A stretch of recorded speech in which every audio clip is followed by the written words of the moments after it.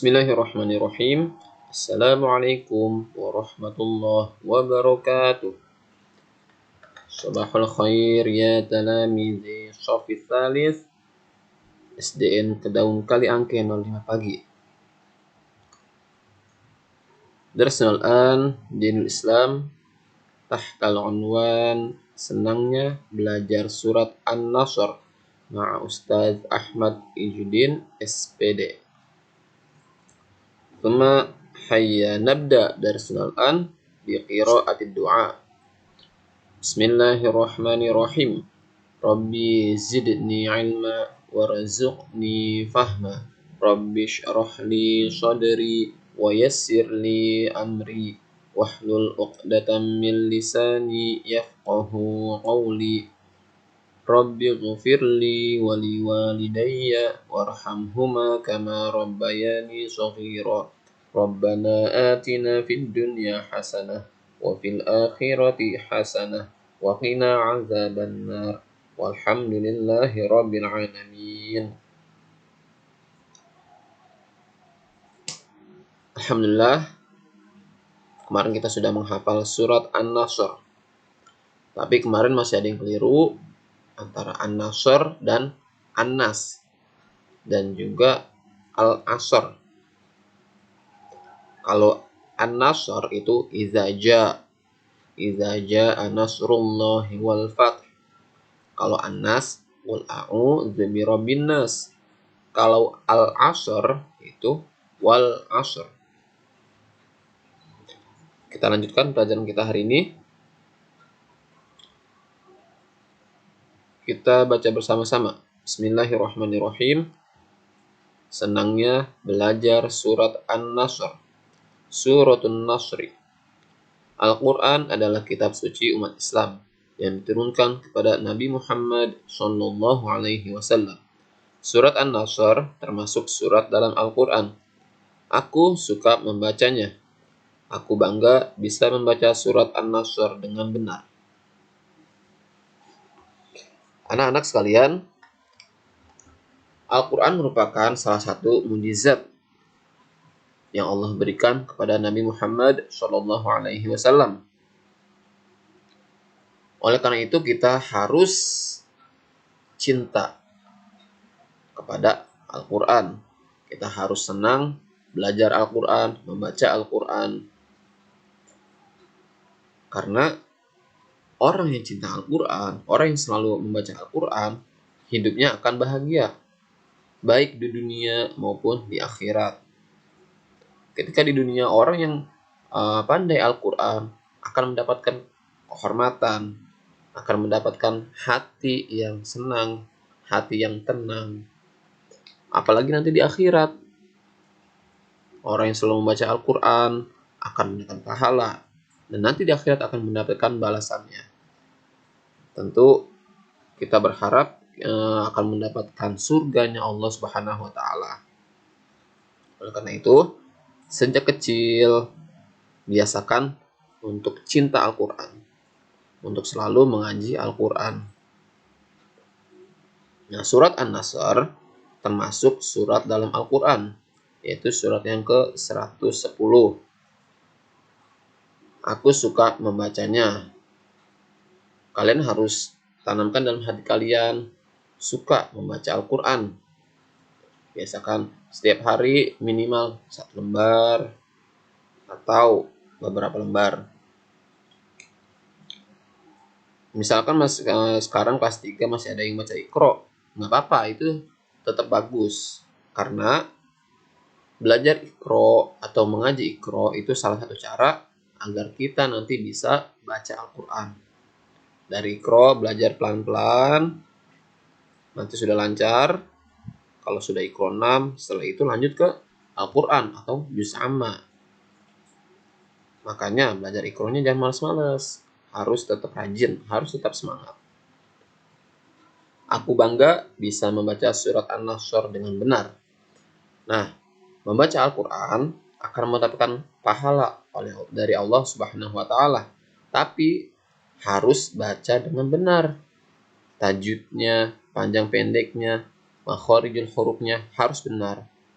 Kalau nggak benar atau bacaannya salah, bukan dapat pahala, tapi mendapatkan dosa. Makanya harus belajar Al-Quran dengan baik. Tajwidnya jangan lupa, panjang pendeknya, pengucapan hurufnya harus benar juga. Semoga nanti kita akan mendapatkan pahala dari Allah Subhanahu wa Ta'ala.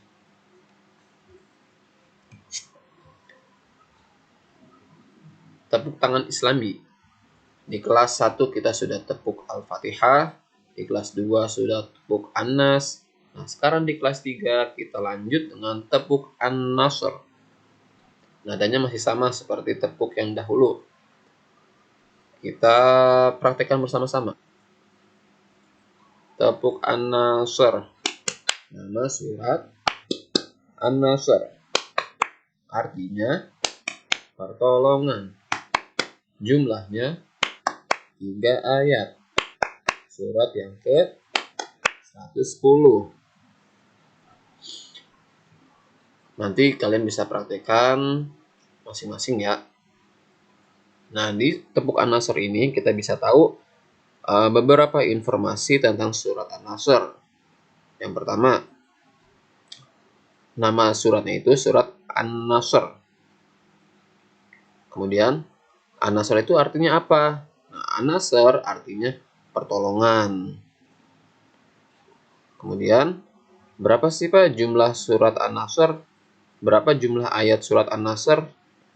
Jumlah surat An-Nasr ada 3 ayat. Lalu, An-Nasr itu surat yang keberapa di Al-Quran? Jawabannya, An-Nasr adalah surat yang ke-110. Surat yang ke-110.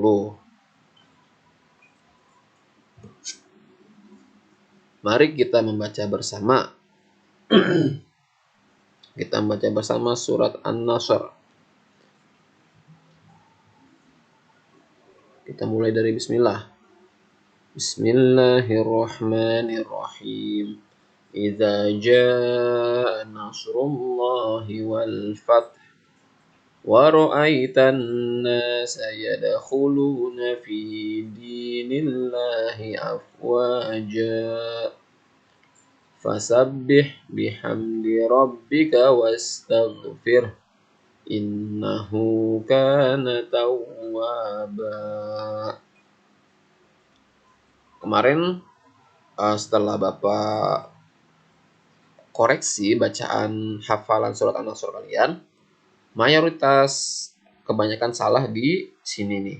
Idza jaa. Ada yang baca ijaja, ada yang baca izaza. Kalian harus bedakan mana za, mana ja, mana za. Nah, kalian seperti huruf dal ini cara pengucapannya lidahnya di ujung gigi. Za, za, iza. Nah, kalau ini pakai ja, biasa pakai huruf j, ja, jajan, bajai gitu, ja. Iza ja. Di sini nih kesalahan pertama. Lalu kemudian banyak juga di ayat kedua yang salah nih. Fi dinillah. Kemarin banyak juga yang bacanya fi zinillah, pakai zi. Lihat di sini huruf dal. Fi dinillahi. Ya, perhatikan fi dinillahi. Nah, itu dua kesalahan terbanyak yang dilakukan oleh anak-anak kelas 3 kemarin. Mohon kalian koreksi kembali hafalan surat An-Nasr-nya ya. Idza jaa, lalu kemudian di sini fi dinillahi. Itu dua kesalahan yang banyak dilakukan. Kita lanjut. Pesan surat An-Nasr. Tadi kita sudah membaca surat An-Nasr, sudah tepuk An-Nasr. Sekarang kita membahas pesan surat An-Nasr. Kita baca bersama-sama lagi. Bismillahirrahmanirrahim. Pesan surat An-Nasr. Surat An-Nasr adalah surat yang ke-110 dalam Al-Quran. Surat An-Nasr terdiri dari 3 ayat.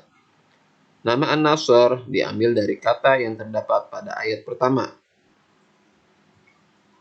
yaitu di ayat pertama, idza jaa nasrullah. Nasrullah. Nah, dari nasru itu nasru, maka diambil nama suratnya An-Nasr. Pokok-pokok isi surat An-Nasr. Ada dua pokok isi dari surat An-Nasr. Yang pertama yaitu pertolongan Allah Subhanahu wa taala akan datang dan Islam akan mendapatkan kejayaan. Allah Subhanahu wa taala mengutus Nabi Muhammad untuk menyebarkan agama Islam di muka bumi ini. Ketika Nabi Muhammad menyebarkan agama Islam, dahulu awalnya di kota Mekah, banyak orang-orang yang memusuhi Nabi Muhammad. Bahkan ada yang sampai mau membunuh Nabi Muhammad. Lalu kemudian Nabi Muhammad berdoa kepada Allah, memohon perlindungan kepada Allah agar dijauhi dari orang-orang yang memusuhi tersebut.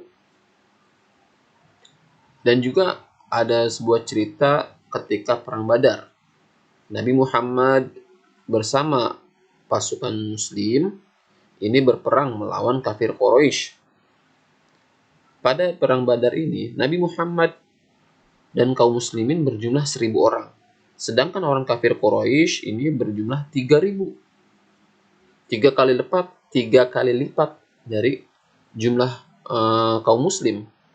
Kaum muslim 1.000, kafir Quraisy 3.000. Kan bedanya jauh banget ya. Tapi Nabi Muhammad beserta kaum muslimin berdoa, minta pertolongan oleh Allah agar dimenangkan dalam perang Badar ini. Sehingga Allah mengabulkan permohonannya, lalu Allah mengirimkan malaikat-malaikat untuk membantu Nabi Muhammad. Sehingga Nabi Muhammad beserta kaum muslimin bisa memenangkan perang Badar. Walaupun tadi jumlahnya hanya 1.000 orang melawan 3.000, tapi dengan pertolongan Allah, Nabi Muhammad bisa memenangkan peperangan tersebut. Alhamdulillah. Dan juga atas pertolongan Allah tersebut, agama Islam bisa tersebar luas ke seluruh dunia ini. Sampai ke Indonesia juga. Sehingga kita alhamdulillah bisa memeluk agama Islam. Dan yang ini adalah nikmat terbesar yang diberikan oleh Allah kepada kita, yaitu nikmat iman kepada Allah, nikmat memeluk agama Islam. Kita harus bersyukur telah diberikan nikmat memeluk agama Islam. Cara mensyukurinya yaitu dengan menjalankan perintah Allah dan menjauhi segala larangan Allah. Seperti itu.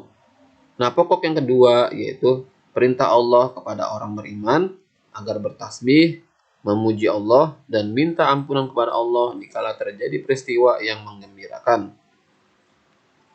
Ketika kita diberikan nikmat oleh Allah, diberikan sesuatu yang menggembirakan, maka kita diperintahkan untuk bertasbih, memuji Allah dengan cara mengucap Subhanallah, Alhamdulillah, Allahu Akbar, La ilaha illallah, dan lain-lain.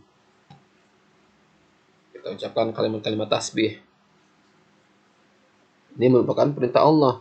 Sehingga kalau kita membaca tasbih, memuji Allah, nanti kita akan mendapatkan pahala dari Allah Subhanahu wa ta'ala. Kalau bertasbih itu atau berzikir itu kapan, Pak? Kapanpun, dimanapun, kapanpun kalian bisa bertasbih. Misalkan kalian ketika lagi di jalanan, atau kalian lagi sebelum tidur, atau kalian ketika lagi sebelum belajar, boleh bertasbih, berzikir kepada Allah.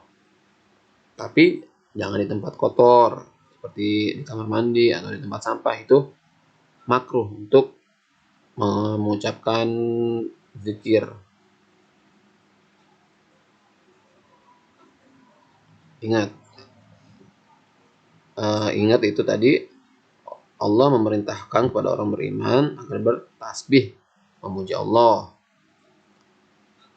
Bertasbih itu bacaannya ada tadi Subhanallah, Alhamdulillah, Allahu Akbar, La ilaha illallah, Astagfirullah.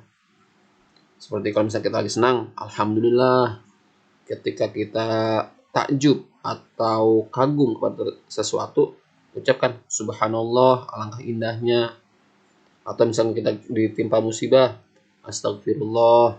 Atau kita ucapkan juga innalillahi wa inna ilaihi raji'un. Nah, itu ketika kita mengucapkan kalimat tasbih, kalimat zikir, kita akan mendapatkan pahala dari Allah Subhanahu wa taala. Nah, itu tadi pokok surat An-Nasr. Pokok-pokoknya, ingat ada 2 pokok di surat An-Nasr. Pokoknya yang pertama itu pertolongan Allah akan datang dan Islam akan mendapatkan kejayaan. Yang kedua, itu perintah Allah kepada orang beriman agar bertasbih, memujinya dan minta ampun kepadanya dikala terjadi peristiwa yang menggembirakan.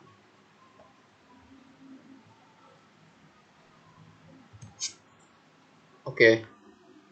Tadi sudah Bapak terangkan tentang pesan surat An-Nasr.